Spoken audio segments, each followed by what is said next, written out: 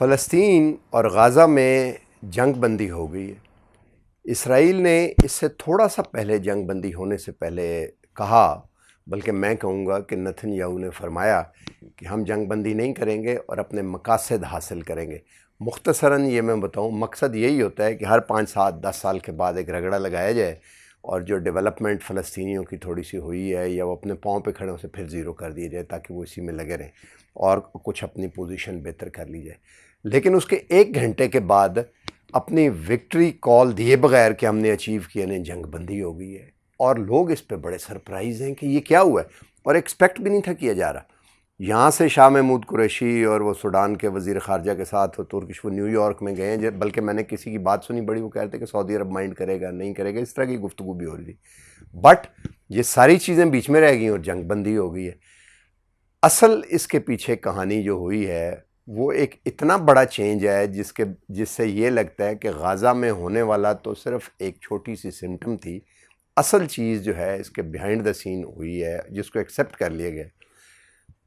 ہوا یہ سارے کا فیصلہ آئس لینڈ میں ہوا۔ یہ وہ جگہ ہے جہاں پر پہلے بھی آئس لینڈک گھوڑے تو مشہور ہیں، بٹ پہلے بھی کولڈ وار کے زمانے میں، جس وقت کولڈ وار عروج پہ تھی، تو اس جگہ پہ سوویٹ یونین اور امریکہ کے ڈپلومیٹس کے درمیان تبادلہ خیال رسمی اور غیر رسمی ہوتا تھا، تاکہ کولڈ وار کی اپنی کمپلیکیشنز ہوتی ہیں نا، جیسے ہمارے ڈی جی ایم او آپس میں بات چیت کرتے ہیں جنگ میں بھی۔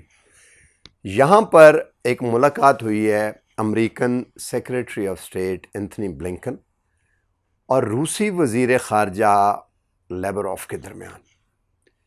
لیبروف نے انہیں کہا ہے کہ اگر یہ جنگ تھوڑی سی اور پھیل گئی تو یہ لبنان اور میں چلی جائے گی، اور امکان تھا کہ اس کا جائے، کیونکہ حزب اللہ والے وہاں پہ ویٹ کر رہے تھے اور اس کو ایران اور وہ بیک کرتے ہیں۔ انہوں نے کہا اگر یہ وہاں چلی گئی تو یہ جنگ تو ہمارے سے اسرائیل کی ہونی شروع ہو جائے گی، کیونکہ ہم بیٹھے ہوئے ہیں وہاں پہ۔ تو کیا آپ یہ پسند کریں گے کہ دو سپر پاورز دوبارہ ایک دوسرے کے آمنے سامنے آ کے لڑائی کریں؟ اس سے پہلے سیریا میں تو ہو چکا ہے، یہ ہم نے دیکھا ہے، اور بشر الاسد کو انہوں نے بچا لیا، جس کے اوپر اینتھنی بلنکن نے اپنی پیچھے دوبارہ گورنمنٹ سے مشورہ کیا، اور جو بائیڈن نے رف ٹون میں میسج دیا، اور that message was send as an open message. انہوں نے کہا today I expect that the cease fire will take hold, اور کہ مجھے امید ہے کہ میں یہ امید رکھتا ہوں کہ آج ہی سیز فائر ہو جائے گا۔ اب یہ بڑی سٹرن وارننگ تھی، سٹرن ورڈ ہیں، تھوڑے سے ان ڈپلومیٹک لگتے ہیں کہ آپ نے کیسے ڈیسائیڈ کیا یونیلیٹرلی، اور ساتھ ہی انہوں نے اسرائیل کو بتایا کہ اب ہم آپ کو ڈپلومیٹکلی پروٹیکٹ بھی نہیں کر سکیں گے، اور یہ بند کرنا پڑا۔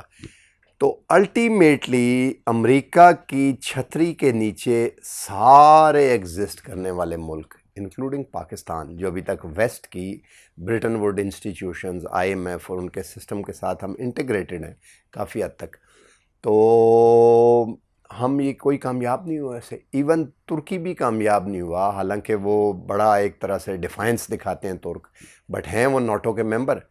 کامیاب کون ہوا ہے؟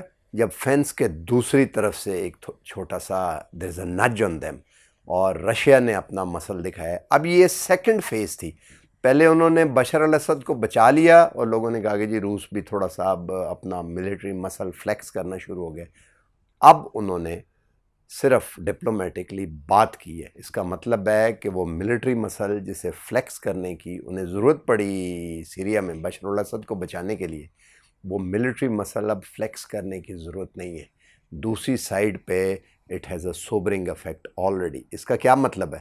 اس کا مطلب یہ ہے کہ روس کے انٹرسٹ کو اب آرمڈ سٹرگل کے ساتھ یا آرمڈ یا ملٹری انٹرونشن کے ساتھ چیلنج کرنا جو ہے وہ امریکہ مناسب نہیں سمجھتا۔ وہ سپیس جو کولڈ وار کے ختم ہونے کے بعد ساری روس سے امریکہ نے لے لی تھی، وہ سپیس انہوں نے دوبارہ ریگین کر لی ہے، اور یہ فرسٹ ٹائم ہے کہ ایک بڑے پلیئر کے طور پہ انہوں نے اپنی ری انٹری دی ہے مڈل ایسٹ میں، اور ظاہر پاکستان بھی دورہ کر کے گئے تھے، وہ ایک ثانوی بات ہو جاتی ہے۔ تو میں یہ کہہ سکتا ہوں کہ آج وہ پہلا دن ہے جس وقت ڈاکٹر یہ ڈائگنوز کر کے بتا سکتا ہے سمٹم سے کہ کولڈ وار کی جو بیماری ہے وہ دوبارہ شروع ہو گئی ہے۔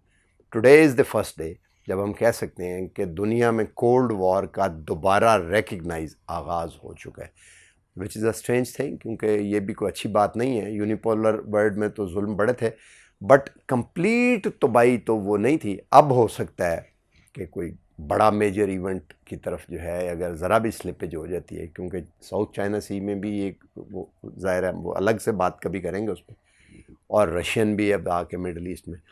اس کے ساتھ ہی دو اور چھوٹی چھوٹی چیزیں ہوئی ہیں جو دب گئی ہیں.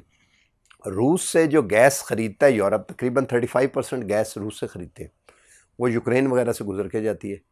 اب اگر یوکرین میں وہ فساد ہو جاتا ہے تو یورپ جو ہے سارا وہ بیٹھا ہوتا ہے. جو کمپنی گیس پروم روس کی گیس دیتی ہے وہاں پہ، اس کے دوسری سائڈ پہ جو پارٹنر ہیں اس کمپنی کے ایک سٹیج پہ تھے، ان کے جو ہیڈ تھے، جو سی ای او تھے، پریزیڈنٹ تھے، he was a great Schroeder German. Putin جو ہیں وہ اپنے سی آئی اے کے جی بی کے زمانے میں کولڈ وار میں 1989 سے پہلے as a lieutenant colonel East Germany میں پوسٹ رہے ہیں. انہوں نے ہی ویکیٹ بھی کروائی ایمبیسی. تو he speaks very good German, اور ان کے ذاتی دوست تھے گریارڈ شروڈر. اور جرمنی میں اسی لیے ہم نے دیکھا کہ جس وقت پابندیاں لگیں تو ان کو منانے کے لیے 16 گھنٹے جا کے اینگلا میرکل وہاں پہ 16 گھنٹے جا کے بیٹھی رہیں ان کے آفس میں، اور وہ معاملات ختم ہوئے. اور ہم نے دیکھا کہ روس جو ہے it was brought out of the isolation. ان کو ایک طرح سے یورپین ہینڈ نے پکڑ کے، یورپین کنیکشن نے.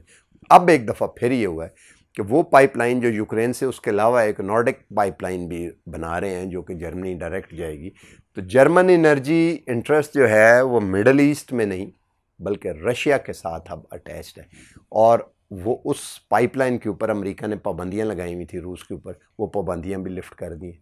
اس کے ساتھ ہی جو ایران نے بھی کہا ہے جناب روحانی نے کہ شاید ایران پہ بھی پابندیاں ختم ہوئیں. تو یہ کولڈ وار کا ایک نیا آرکیٹیکچر ہمارے سامنے آ رہا ہے. روس اور چین ایک طرف، یورپ کا کافی حد تک ٹلٹ روس کی طرف، بالکل کمپلیٹ نہیں، کافی حد تک ٹلٹ اس طرف، اور ڈپینڈنس ان کے اوپر دوسرے پہ، کیونکہ چائنا کے ساتھ بھی ہے ٹریڈ، اور وہ یورپین کمیشن کی اور یورپین یونین کی ہم گفتگو سن چکے ہیں.